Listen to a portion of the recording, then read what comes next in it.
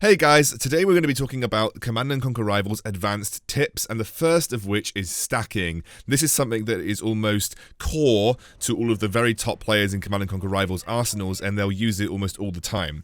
Now, to make stacking work, you need to have a raider unit. It doesn't have to stack on top of another raider unit, although it can help, and this allows you to basically double up and put your units on the same tile at the same point. This makes it difficult for the enemy to target, especially if they're automatically targeting. So once you've already done that, you'll have one healthy and one damaged tank, and then you can initiate another battle with the healthy tank and try and stack them on top of each other so that you come out victorious again, essentially getting a 2-for-nothing trade and leaving yourself with two pretty beefy tanks left over. I'm going to show you an example of this game between Alicia Destiny and Blade. Alicia Destiny is probably one of the best players in the world at using the stacking technique, and you can see her using it on the Pitbull right there, stacking it over the top of her War Dogs to make it difficult for Blade's laser squads to actually attack the target that they want to, which ideally would be that Pitbull. I'm going to show you an advanced stacking technique that Alicia Destiny uses in this scenario right now. Now, I'm going to slow it down because it is pretty complicated, and slowing it down will help you understand exactly what goes on. Alicia will want to stack her Predator and her Pitbull on the same tile.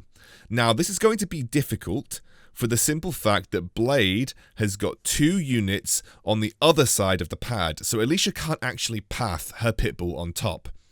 What she does is she moves her Predator off the current point that it is sat on, and as soon as you move a unit off the point, it no longer occupies that point, even if its model is already on that point.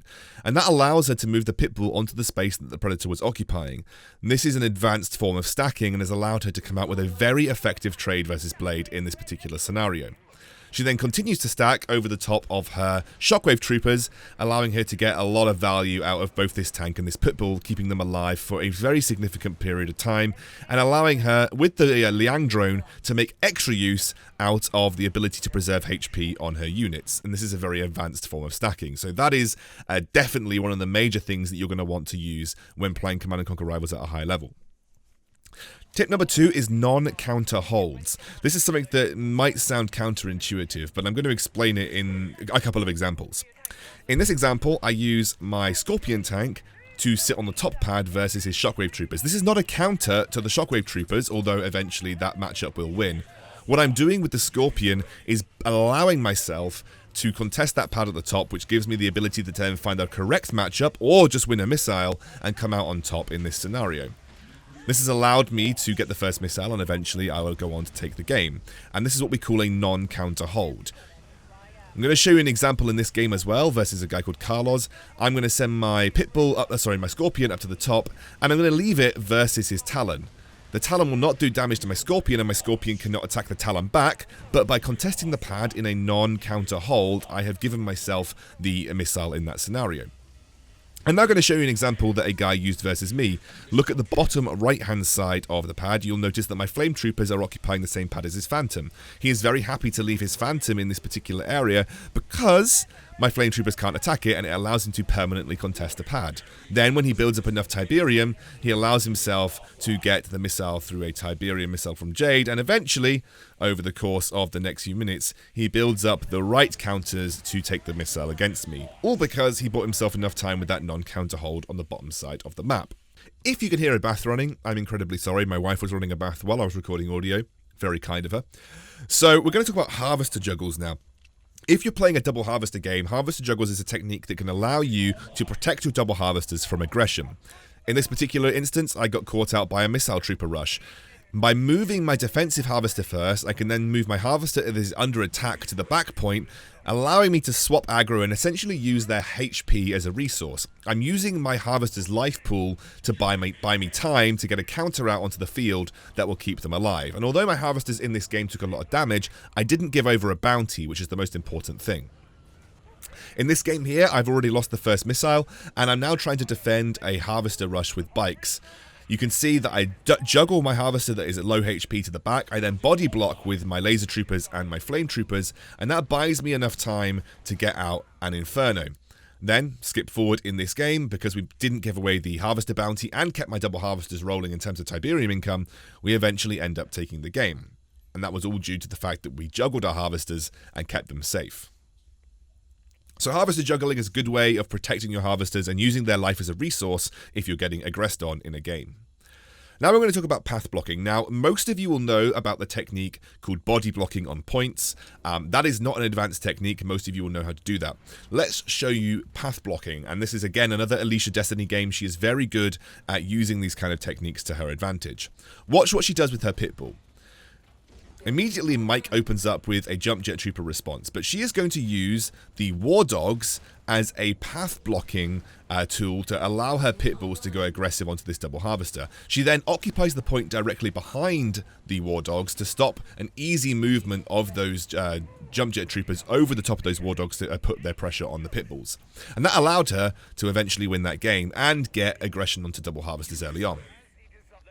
In this particular game, I am experiencing a very early harvester rush, and it's pretty much an all-in. I don't really position very well in the initial portions of the game, but what I'm going to do is I'm going to use my flame troopers and I'm going to use my laser troopers as body blocking tools to stop these bikes from getting onto my harvester.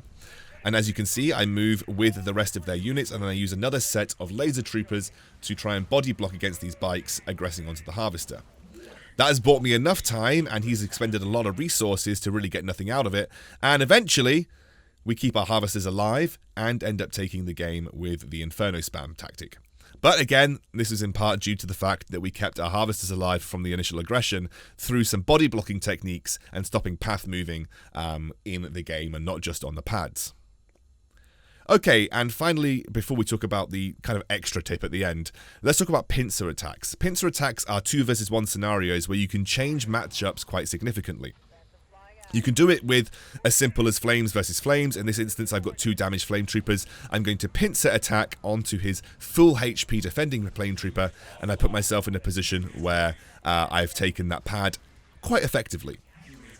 There are also matchups that you would lose in a normal 1v1 scenario, but by pincer attacking, you end up taking a really advantageous trade. Let's take a look at Benven here from Terminus Shores playing with Cyber Wheels, and he is looking to go aggressive onto these missile troopers.